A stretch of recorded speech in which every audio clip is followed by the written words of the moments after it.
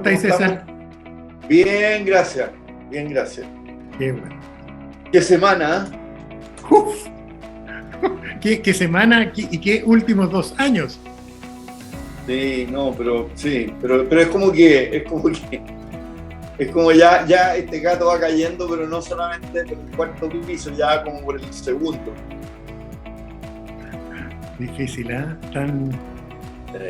Pero mira, pero hay hartos temas y digamos, a ver, me toca a mí ahora preguntar, así que hablemos de la acusación constitucional. Yo creo que es un tema que es interesante. ¿Cuánto tiempo que no veíamos una acusación constitucional contra su presidente? O sea, ni en Allende, ¿ya?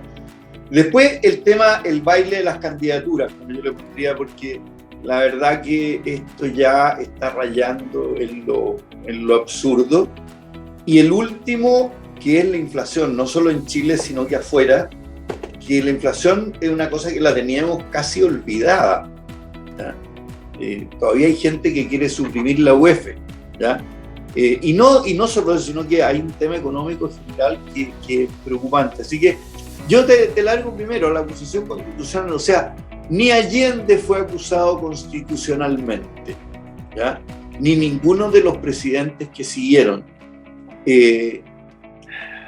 Yo no sé, porque no soy abogado ni constitucionalista, cuáles son las verdaderas bases como para hacer eso y qué es lo que pasaría si es que prospera. O sea, ahí yo creo, no sé, estamos a 3 semanas de la elección, y asumiría, yo no sé, parece que el ministro del Interior unos días, después la Jimena Rincón. La presidenta del Senado, la Jimena Rincón, y después habría que llamar, no sé, pues después viene la elección, entonces, ¿cómo, por cuántos días, qué pasa? Pero lo que más me preocupa a mí es la destrucción de instituciones. O sea, nadie cree en los políticos, nadie cree en el Parlamento, poca gente cree en la Comisión Constitucional, ahora la presidencia está por los suelos, y no quieren a los carabineros, no quieren a las Fuerzas Armadas. ¿Quién queda en esto? ¿Ah?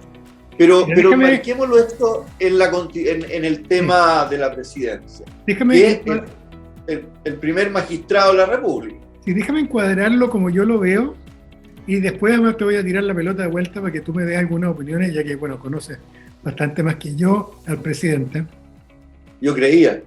Sí, pero mira, yo creo que esto como, o sea, ya lo venimos conversando, la situación es inestable, yo soy optimista, tú eres menos optimista, pero ya estamos con un nivel de inestabilidad más o menos grande. Pero esto que significó la aparición de esta operación a finales del año 2010 a través de la fuga de información desde las Islas Vírgenes a este consorcio periodístico, ¿qué significó, César? Yo recibí un llamado de un abogado amigo mío norteamericano que me llamó con el Washington Post en la mano, la portada del Washington Post en la mano. Ya. Y fuimos portada del Guardian en Londres, fuimos portada del diario El País en España, con Piñera en la primera página. ¿Por qué? Porque más allá, ya te voy a contar algunos temas judiciales o legales que son un poco más debatibles, pero la estructura de lo que apareció era impresentable. La estructura de lo que apareció son eventos que ocurren cuando él es presidente a finales del 2010, que incluso si uno le cree a él, ¿no es cierto? Y uno dice, ok, él no supo, el que él no haya sabido, él da a entender, y lo dicen también otros cercanos a él, on the record, que esto es una operación que hacen los hijos, y esto en diciembre del año 2010 se firma este contrato que no es con cualquier persona, es con uno de sus mejores amigos, con el Choclo Delano, mismo Choclo Delano de Penta, ¿no es cierto? Con el Choclo Delano, en que en esto no hay dos opiniones, porque los periodistas filtraron los documentos, en CIPER se puede ver los contratos originales. Tú ves que se firma un contrato en las Islas Vírgenes, entre dos chilenos, entre dos empresas chilenas, originalmente por un negocio en Chile, y se firma un pedazo del negocio, el 10% en Chile, y el 90% de la operación se firma en las Islas Vírgenes, pero todo eso podría a lo más significar un problema tributario nada más. Pero ocurre que viene con una cláusula de precio que es una cláusula de precio que uno dice, pero ¿por qué? ¿Cómo qué les pasaba por la cabeza? Que es en esta empresa vinculada al choclo, ¿no es cierto? Y a Sebastián Piñera, aparece esta cláusula que indica que hay una parte del precio que se paga solamente si el Estado chileno omite cierta actividad administrativa, y curiosamente ese acto administrativo que hay que omitir, que no hay que hacer, ¿no es cierto?, que es declarar esto territorio, ¿no es cierto?, territorio protegido, con algún tipo de protección que impida el desarrollo del proyecto minero. En esas circunstancias se les olvida que el que decide eso es el Poder Ejecutivo y el Presidente de la República, asesorado por ministro, pero el que tiene en su poder el dictar un decreto haciendo eso es él. Entonces, claro, ahí uno entiende por qué lo pusieron en la portada de todos los diarios, porque es una cuestión que uno estaría acostumbrado a ver efectivamente. Pero dime una cosa, Juan Pablo, tú eres abogado y me lo podía a lo mejor explicar mejor, pero ¿cómo una operación de 150 millones de dólares, cuya clave es lo que tú acabas de decir, deja solamente 9 millones de dólares, que es una parte chica del precio, sujeta a esta cuestión? O sea, si yo lo hubiera hecho contigo, hubiéramos probablemente dicho, ¿sabes qué? El 80%. Yo te pago 50 y te dejo 150 al otro lado. Y lo otro es, ¿quiénes fueron los abogados? Si esta transacción no la puede haber hecho. O sea, aparecen ahí, no me acuerdo el nombre. Los abogados de los ex Penta con los abogados del fideicomiso ciego o quien sea, pero deben ser reputadísimos colegas tuyos. Bueno, es que esto yo creo que a propósito de lo loco que es todo esto, piensa que él es presidente. Imagínate, le creemos, César, cosa que yo pongo en duda. Yo a lo menos creo que hay que investigar eso si él no supo, pero imagínate, le creemos. Y él no supo. Pero piensa en el Choclo Delano. ¿Cómo el Choclo Delano y sus abogados son capaces ellos de exponerse a que les diga que esto es un intento de soborno? Porque saben que es presidente de la República el señor, saben que el premio o ese 9 millones de dólares, lo que fuera el porcentaje de él, solo se paga si él no hace algo como presidente, y eso es delito. Entonces, piensa en el choclo, piensa en los hijos. ¿Qué hacen esto? Hay alguien que puede decir, no, es que yo no sabía que mi papá era presidente de la República, yo no sabía que este premio dependía de que él no hiciera algo. Entonces, es todo loco, no solo lo que tú planteas, César, con toda razón, pero ¿por qué esta cláusula puesta así? Es como si, mira, es como si uno hubiera dicho... Sí, porque es ponerse una enormidad por una porquería, po. Tal cual. Ahora, yo creo que en lo concreto, César, yo creo que Piñera, y esto tiene una explicación como constitutiva de él, ¿eh? Yo creo que él es así. Los actos que le hemos conocido públicos, el evento de salir del directorio y a la media hora salir del directorio, este evento, no sé, que les indicó una aplicación de una multa, ¿no es cierto?, por no haberse abstenido de comprar acciones, todo eso que conocimos en la campaña anterior. Tú dices, ¿pero por qué? ¿Cuál es la lógica? Hay algo del escorpión aquí, César. Cualquiera sea el resultado de las investigaciones legales, judiciales, cualquiera sea el resultado de la acusación constitucional, lo que nadie puede discutir es que esto es un escándalo, pero además absolutamente gratuito, perfectamente evitable. Innecesario. Innecesario, pero como dices tú, César, tú estás metiendo el dedo en la llaga. Lo grave de esto es como cuando se dio el caso, ¿te acuerdas los casos de corrupción en el caso que llevaba la ministra Chevesich de la Corte Suprema, los sobres con plata, ¿te acuerdas? Carlos Cruz, allá el 2001, 2002, creo que fue 20 años atrás. Que tú mirabas las encuestas y te das cuenta que no caía la credibilidad de la Concertación, sino que toda la clase política. Acá yo creo que pasa exactamente lo mismo. Aquí es el riesgo que corremos es que la gente diga, sabes que no tienen remedio. Y da lo mismo, bueno, si la izquierda, si la derecha. Oye, eso es lo que estamos viendo. Y yo te digo, yo me temo que esto lleve a que haya una votación bajísima. Lógico. Y por eso que es muy importante. Yo estoy intrigado, Juan Pablo, con los abogados. Porque de verdad, si yo te pongo un caso a ti, que tú eres mi amigo y que eres un abogado top y qué sé yo, la verdad que si tú me pasas un contrato, ¿ya? A veces uno, no es que, a ver, uno siempre tiene que mirar lo que le pasa. Pero si tú tenías un abogado al cual tú confías y que deben ser abogados top, tú dices, estará bien, po. ¿ah? Yo para eso les pago harta plata, ellos se dedican a esta cuestión y si lo ponen quiere decir que está bien. O sea, yo conozco a uno de los hijos de Sebastián Piñera y es a ver, no es, yo dudo que hayan seguido toda la lógica del tema ellos. ¿Ya? Está claro, Créeme. está claro. ¿Ah? ¿Te fijáis? O sea, es más, yo creo que dudo que ellos hayan creado e inventado ese negocio, ¿ya? Pero para los abogados que hicieron y armaron esta cuestión por lado y lado, merecen la horca, porque no solamente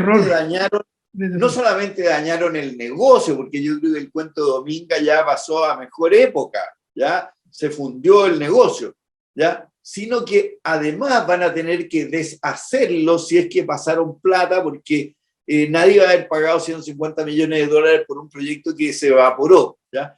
Pero ¿cómo alguien, a ver, hasta uno que no es abogado no dice, a ver, no, pues a ver, esta cuestión no es así, o yo lo pongo al revés, ¿sabéis qué? Yo te pago 9 por ver y por armar esta cuestión y me pagáis 150. Si vamos a hacer una movida fea, hagámosla, pero hagámosla con ganas, pero no dejemos esta cuestión. ¿Tú sabes quiénes son los abogados por lado y lado, no? Porque deben ser oficinas de Chile reputadísimas. Sí, yo no lo sé, pero yo me imaginaría que aquí tendría que haber participado la oficina Fernando Barro. No me consta, pero por el rol que ha jugado Fernando, manejando los intereses de Sebastián Piñera desde el gobierno anterior, ¿no es cierto? Yo te diría que uno debiera esperar que aparezca alguien así, pero creo que la oficina de Fernando podría ser una de las que pudo haber participado, pero no lo sé. Pero César, ojo, dejando de lado el evento principal y la tontera, que es la base de la acusación constitucional, hay otro evento que a mí me impresionó por la torpeza. Nosotros hemos hablado mucho de que hay veces que los conflictos se transforman en dos. Tiene el origen principal, cabal, ¿no es cierto? No tengo idea del financiamiento de las platas políticas, pero se agrega el conflicto original, que normalmente ya es grave y es escandaloso, se agrega una mala reacción al problema, ¿no es cierto? Y se te genera entonces una especie de reverberación o aumento del potencial destructivo de la crisis. Acá a mí me da la impresión que la primera reacción del gobierno y de los ministros fue de terror en cuanto a mala. Acuérdate que la primera reacción de ellos fue decir una cuestión que en mi opinión además es mentira. Esto ya está resuelto por los tribunales. Y lo dicen antes de que el Ministerio Público tome la decisión exactamente contraria. Entonces tú escuchabas a Piñera y al ministro de vocero gobierno diciendo, oiga, esto es un escándalo, esto no tiene sentido investigarlo, esto ya fue investigado y fue sobreseído y declarado inocente. Y a la media hora aparece la vocera del fiscal nacional diciendo, mire, revisamos la carpeta investigativa y no es cierto. Y esto no ha sido revisado y por lo tanto vamos a abrir una investigación. Y hoy día en otra cosa, yo no tengo recuerdos, César, yo tengo mala memoria, así que puedo estar equivocado, pero yo no tengo recuerdos de un presidente de la República que se le abre formalmente una investigación por corrupción. Puedo estar equivocado, pero yo no tengo recuerdos de esto. Las otras llegaban como de rebote, pero en este caso de oficio que se abra. Entonces, yo creo, César, que hay cosas, no sé, porque no sé si tú sabes, pero cuando entramos a la OECD tiene una unidad anticorrupción. Hay un tratado contra anti-bribery, ¿no es cierto?, de la OECD. Se va a meter la OECD en esto, César, porque no tiene ninguna forma de evitar que se haga. Entonces, yo creo que nunca deberíamos haber entrado a la OECD. Esto es a pata pelada y con leva. O sea, nosotros no merecíamos haber estado en la OECD y esto nos hemos dado cuenta. Yo fui enemigo desde el día 1, ¿eh? De ser el último del curso, digamos, siempre, y estar condenado a eso, y que te comparen y toda la cuestión. Pero yo creo que en este caso, sí, es que yo creo que se va a meter la OECD y va a ser terrible. Bueno, César, después vamos a seguir hablando en las próximas reuniones, sí, porque esto va largo, pero mira, en lenguaje técnico legal esto es un cagazo gigante. Gigante. Pero ¿sabéis qué? El tema que me preocupa es que esto, y después el tema que viene, lo que está haciendo es el desprestigio completo de la institucionalidad. O sea, ya nadie cree en nada, y yo me temo, ¿ya?, que puede haber una bajísima votación en primera vuelta, una aún menor en la segunda vuelta, y que se puede incluso perder el el plebiscito de salida de la Constitución. O sea, si esto sigue como está, ¿ya? La gente no va a querer nada, pero si allá la tía Pikachu le echaron a piedrazos y escupos para afuera, o sea, ya no hay agarre en esta cuestión. Pero bueno, mira, esto da para largo y Hay que seguirlo. pena. Y vamos al otro tema que también es como tremendo, que es las candidaturas. O sea, cada uno de los foros últimos, al menos, es una especie de guerra casi de kindergarten. ¿Ya? O sea, y los periodistas, por supuesto, como estos espectáculos, le sacan partido, y los candidatos se ve que muchas veces tampoco tienen, salvo Marco Enrique Ominami, extrañamente, ¿ya? Que como que no tiene mucho que perder, pero puede tomar una visión como de más por arriba. Los otros están a cachetadas, hoy te pego yo, mañana me pegas tú, y yo creo que lo que ha hecho esta guerrilla que hay mediática y que participa harta gente, que sacan trapitos al sol por todos lados, que el marido de la Proboste, que los 10.000 millones de pesos, 12.000 de los CAS, que el pasado de Sichel, etcétera, etcétera, que el Lloyd, lo que hacen es que la gente se empezó a asustar.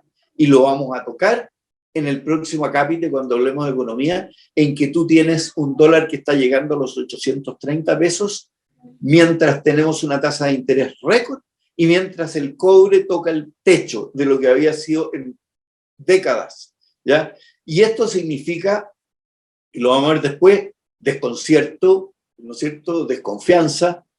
¿Cómo te explicas tú el que hayamos llegado a este grado de agresividad que yo no lo vi en ningún debate de la historia que tengo de debates? O sea, no me acuerdo, mira, fíjate que el primer debate en serio que yo vi fue ya Alessandri con Frey y Allende, digamos, y uno era cabro chico. Pero después, o sea, todos los otros que vimos eran con mucho respeto. O sea, a lo más insolente que hubo fue Ricardo Lagos con el dedo, pero ya, está bien, pero aquí esta cuestión es tirarse barro, pero a diestra y siniestra. ¿Qué nos está pasando? A ver, lo primero, creo que hay un ambiente, sí, César. Creo que nuestros candidatos, el espectro completo de los candidatos, están sufriendo el clima crispado.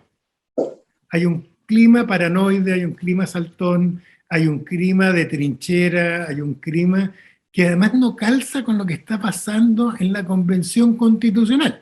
Porque más allá de que al comienzo partió crispado, etcétera, pero tú sabes que en la Convención Constitucional no se va a discutir una constitución de izquierda o una constitución de derecha o un programa de gobierno de izquierda o uno de derecha. Lo que se va a discutir son las reglas del juego. Tú puedes ser del Colo-Colo, yo soy de la UBA, pero aquí vamos a discutir cómo vamos a jugar el fútbol. ¿Va a haber offside? ¿No va a haber offside? Y eso es lo que vamos a discutir. Y por lo tanto, yo estoy apuesto a que va a empezar a desaparecer el clima de crispación en la Asamblea Constituyente, la Convención Constituyente, ahora apenas empiecen en una semana más a entrar en los temas de fondo.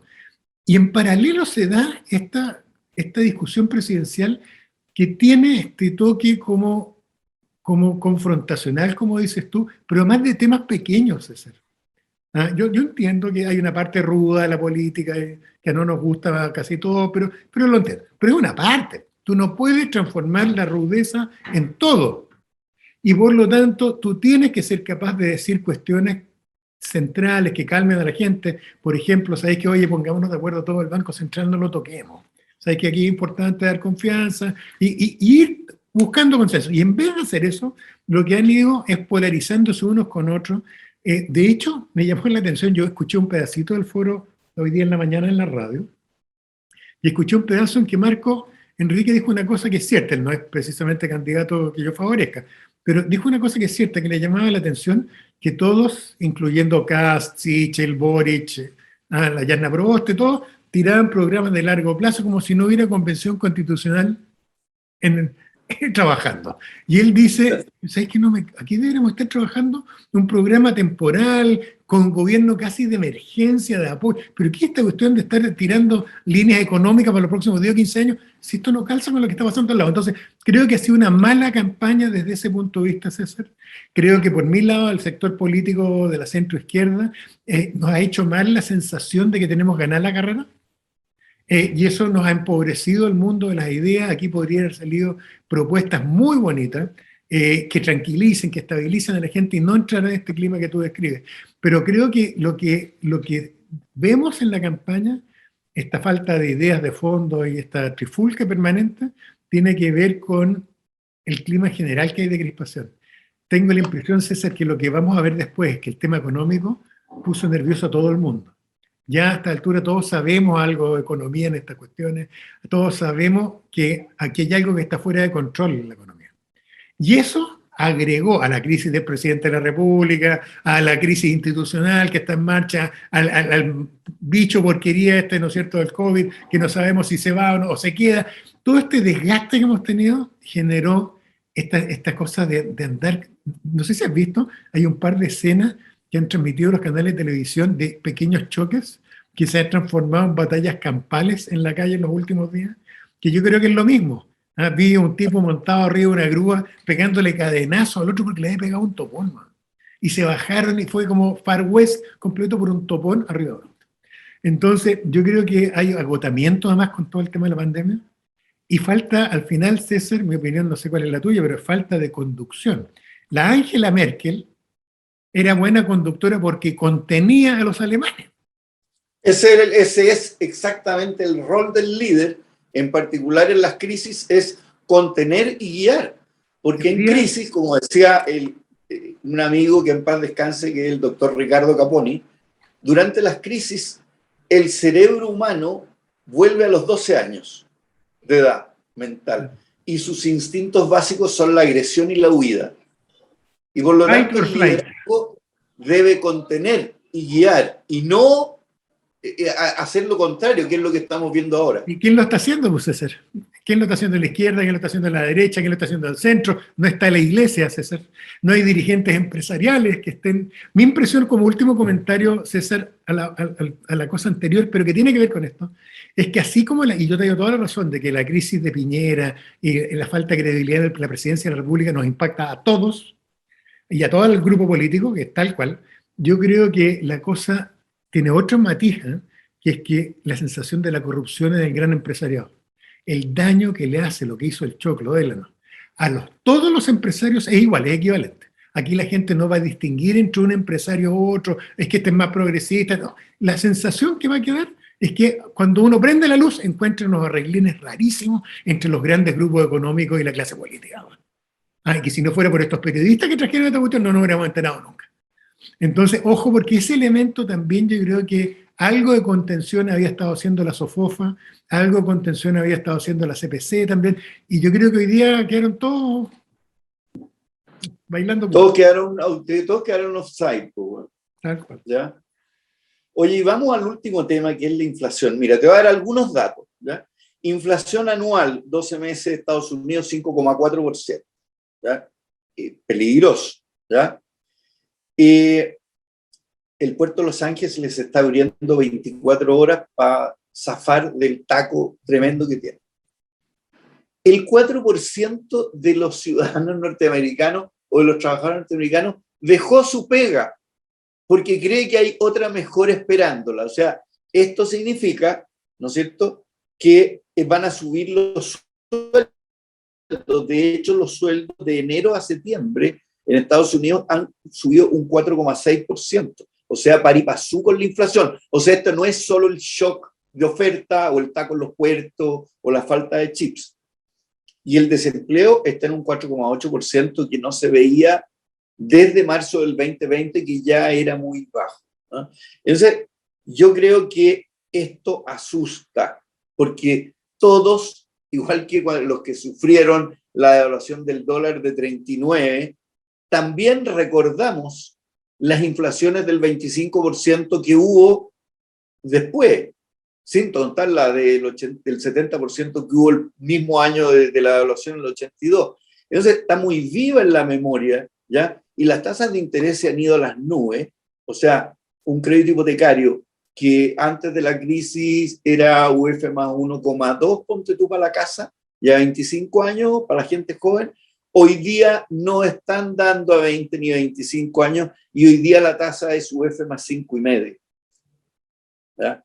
Así que te tiro el tema porque este es un tema que no solo es chileno, sino mundial, pero que tiene una cosita en Chile que en Europa y Estados Unidos se olvidaron, que son las inflaciones de 2 dígitos. Mira, primero, lo que me llamó la atención es que nos pillara a todos de sorpresa. No era un tema que teníamos aquí nosotros en la retina, que podía pasar como primera cosa. Segundo, me sorprendió mucho, y estoy de acuerdo contigo, que el eco para uno, los que estamos más viejos, es el terror que uno le tenía a la inflación, sobre todo por el impacto que producía. La inflación en las crisis que nos tocó vivir a nosotros, César, cuando chicos, destruía pymes. Era difícil que le pegara a las grandes, pero las pymes... O sea, no, espérate, destruía pymes y no pymes. También la gran... Oye, una tasa de UF más 5,5, con la inflación que se proyecta, estamos hablando del 12% anual. Te comió tu margen completo. Claro. Entonces, eso, y además lo otro que todos sabemos, que el principal castigado con la inflación en el impacto inmediato siempre es la gente más pobre en la sociedad. Yes. Entonces, el segundo comentario, fuera de traer a colación estos recuerdos que a uno lo asustan, es que me llamó la atención que en paralelo, el mismo día que sale el primer titular en Chile, problemas con la inflación, esta tasa que acaba de aparecer es la tasa más alta de los últimos 20 años, no sé qué historia, y me meto a ver sitios de noticias norteamericanos y los titulares eran los mismos en Estados Unidos.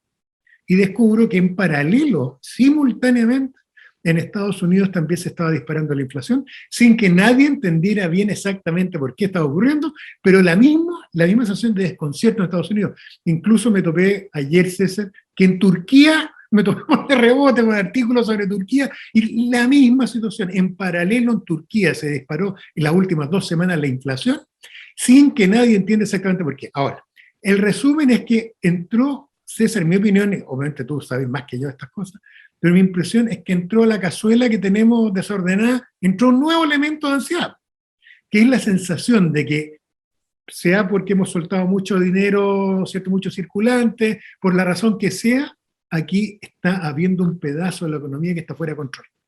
Y que además, no sé, ¿cómo se llama? Stagflación, ¿cómo se llama esa cosa que uno vivió hace como 30 años?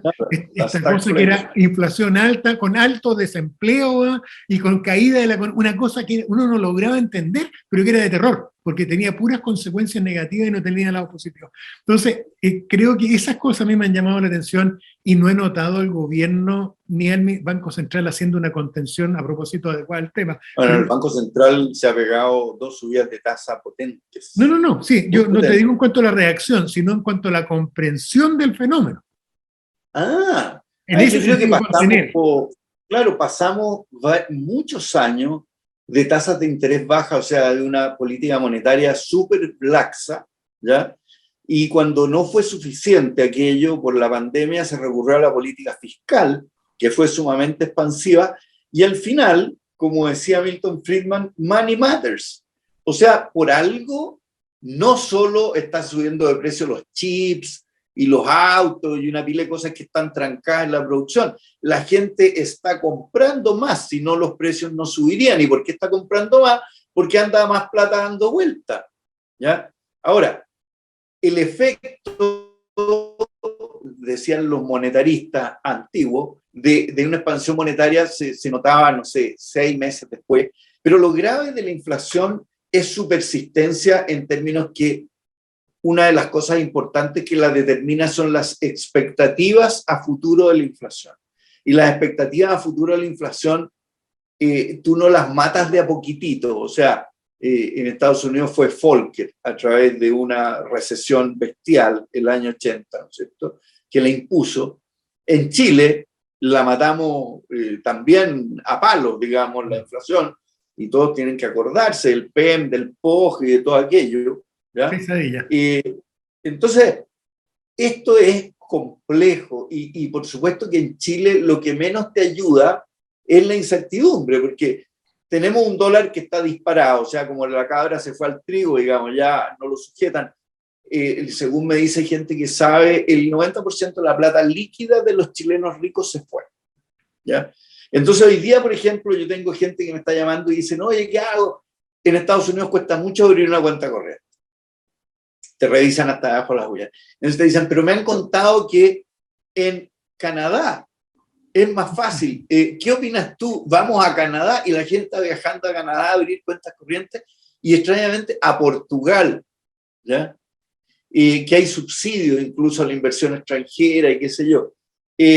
Hoy día el bono peruano se transa mejor que el chileno, porque en Perú hoy día, a pesar de tener un gallo arriba que era como el profesor Artés, pero ha despejado un poco las cosas, o sea, ya pasó, echó a los ministros que eran más malandras, y que aquí está todo por pasar y todo por verse en este ambiente que estábamos describiendo antes, digamos, de incredulidad absoluta respecto de todo el mundo, del presidente, del parlamento, etcétera, etcétera.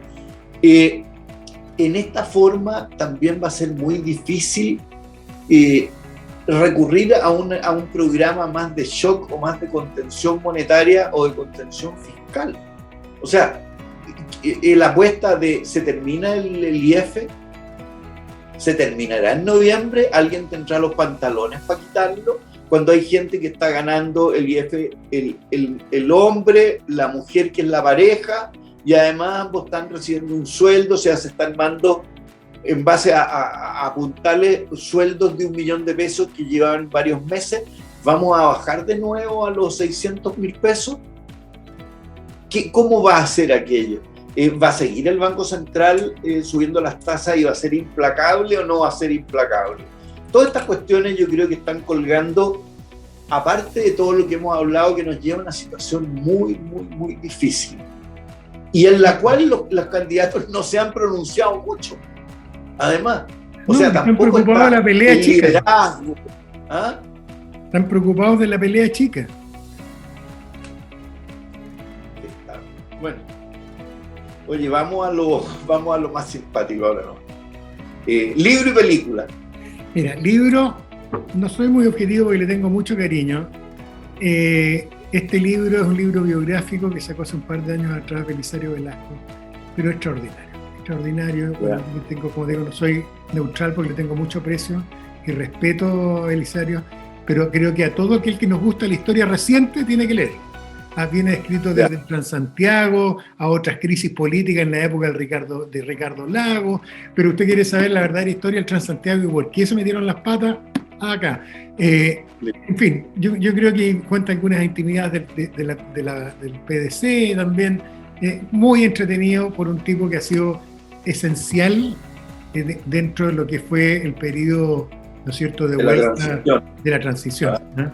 Así que recomiendo eso. Como película, una serial francesa de acción muy buena, como serial de acción, esto para sacarnos las ansiedades y las tensiones de encima, que se llama Los Atracadores, y no tiene que ver con nada erótico, tiene que ver con los asaltos, a un grupo de asaltantes que se ve enfrascado en un tema de narcotráfico.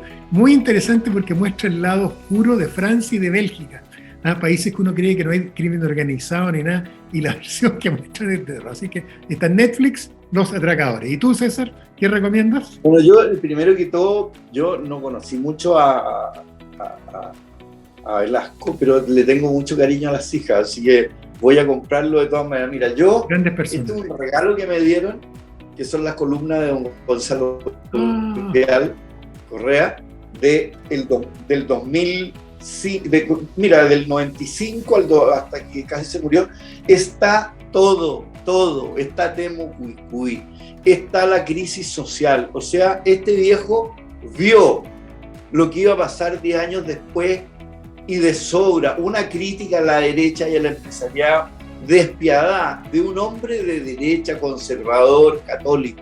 Oye, tú es como el asombro, así como... Mira, pero si lo escribió hace tanto tiempo, y lo vio, lo de las casas comerciales, el desparramo del consumo, la destrucción de la familia chilena, la destrucción de la educación. Oye, impresionante. Tú sabes que, a propósito de eso, que yo le tengo gran aprecio a don Gonzalo, pero yo hallo que nadie lo reconoce mucho porque no era narciso, era quitado bulla, era como humilde, era malo para venderse, pero yo hallo que es de las mentes más lúcidas de la derecha chilena y de los mejores historiadores de los últimos años. Y curiosamente nadie lo cita, nadie habla de él, extraordinario. Y hay película, descubrí la serie donde estaba mi ícono sexual de mi juventud, que es la Diana Rigg en Los Vengadores.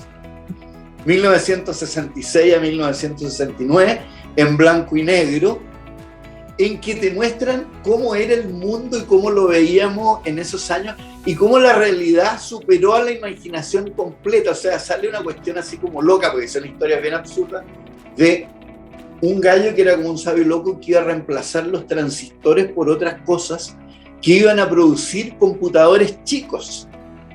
¿Ya? Sí. O sea, estaba hablando de los chips, bueno, en una época en que nadie ni siquiera lo estaban pensando.